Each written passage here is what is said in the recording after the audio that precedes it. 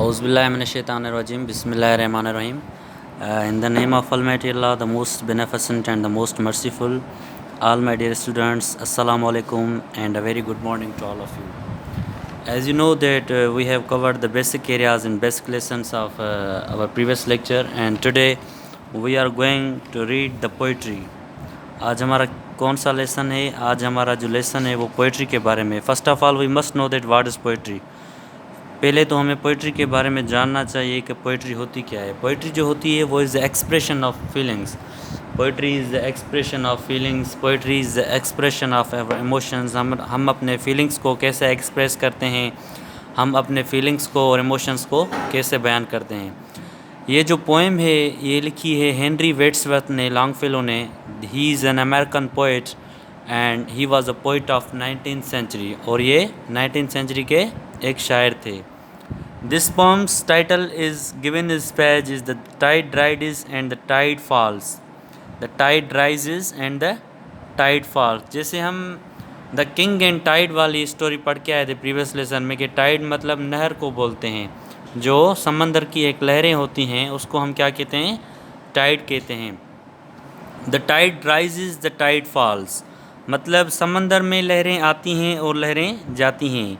इस पोएम का जो कंपैरिजन एंड कंट्रास्ट हुआ है, इस पोएम की जो कंपैरिजन हुई है वो एक इंसान की ज़िंदगी से हुई है कि हमारी जो दुनिया में कुछ लोग पैदा हो रहे हैं और कुछ लोग मर रहे हैं. तो समंदर की लहरें भी ऐसे होती हैं जैसे लहरें आती हैं और चली जाती हैं, आती हैं और चली जाती हैं. किसी पे कोई फ़र्क नहीं पड़ता. अगर कोई इंसान मर गया तो दूसरा पैदा हो जाता है. सो इस पोइट ने क्या किया है कि इसने कंपेयर किया है समंदर की लहरों को किससे? इंसान की ज़िंदगी से. Here is a poem about the tide coming in and out. ये पोएम टाइड के बारे में है, लहरें के जो समंदर में लहरें होती है उसके बारे में. It has 3 versus each one with the 5 lines. इसमें क्या होते हैं? हर एक वर्स में 5 लाइन्स आती हैं. जैसे कि हम देखें हमारी जो फर्स्ट वर्स आ रही है 1 2 3 4 5.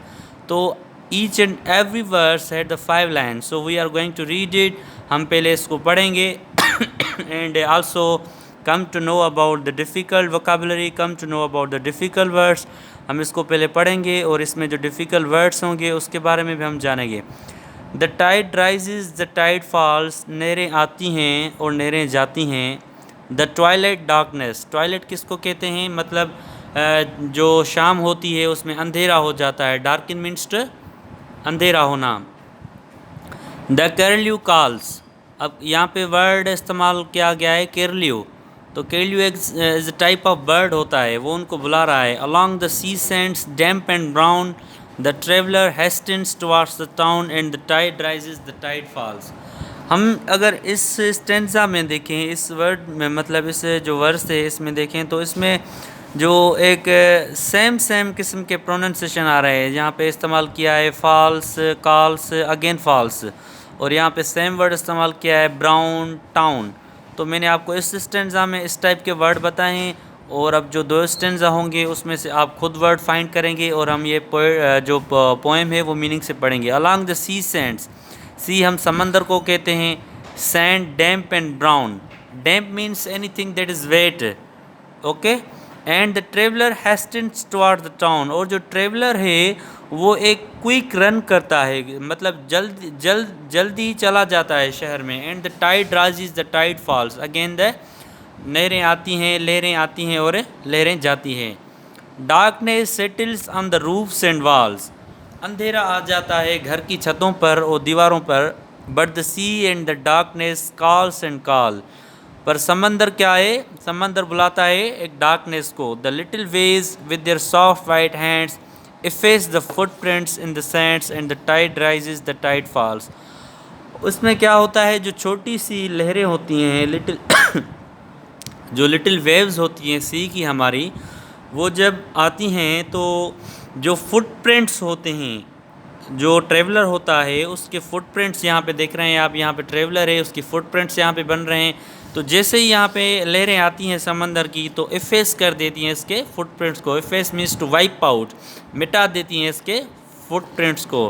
The tide rises and the tide falls मतलब लहरें आती हैं और लहरें चली जाती हैं. द मॉर्निंग ब्रेक्स, सुबह हो जाती है। The steeds in their stall, stead किसको कहते हैं? हार्स को कहते हैं, जो जंग में यूज़ किया जाए। इन देयर स्टॉल्स, और स्टॉल किसको कहते हैं? जहाँ पे मतलब जानवर को रखा जाता है, स्टॉल। स्टैम्प एंड नए इज ओस्टलर कॉल्स, ओस्टलर किसको कहते हैं? जो घोड़े को संभालता है, ख्याल करता है उनका।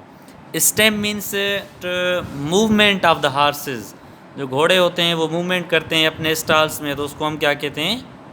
स्टैम्प कहते हैं। द डे रिटर्न्स, दूसरा दिन हो जाता है। But never more returns the traveller to the shore, मगर जो ट्रेवलर होता है वो शोर मीन्स किनारा, समंदर का किनारा, यहाँ पे किनारा है। तो returns to the traveller to the shore मतलब जो ट्रेवलर होता है वो दोबारा किनारे पे नहीं आता है। And the tide rises the tide falls, और सेम तरीके से समंदर की लहरें आती हैं और वापस चली जाती हैं। सो इनमें से मैंने आपको डिफ़िकल्ट वर्ड्स भी बताए हैं, और आपको एक रिथमेटिकल जो रिदम आता है इस पोम में, जैसे हमारे ऐसे वर्ड्स आ रहे हैं falls, calls, brown, town, falls, तो ये वर्ड सेम है, फॉल्स, कॉल्स, फॉल्स। इनका जो प्रोनाउंसिएशन आ रहा है वो एटलीस्ट मतलब एक रिथमेटिक वे में है। सो आपको इस टाइप के वर्ड्स फाइंड करने होंगे, जैसे वाल्स हो गया हमारा, हैंड्स, सेंट्स, तो आपको इस टाइप के वर्ड्स से मतलब एक पेज निकालना होगा, उस पर लिखने होंगे।